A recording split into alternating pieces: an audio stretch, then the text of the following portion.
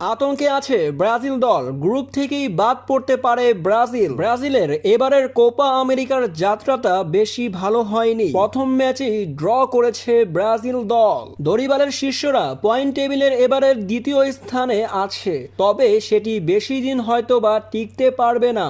যেখানে দিনের অপর ম্যাচে কলম্বিয়া মুখোমুখি হয়েছিল প্যারাগুয়ের বিপক্ষে। প্যারাগুয়েকে 2-1 গোলে হারিয়েছে কলম্বিয়া।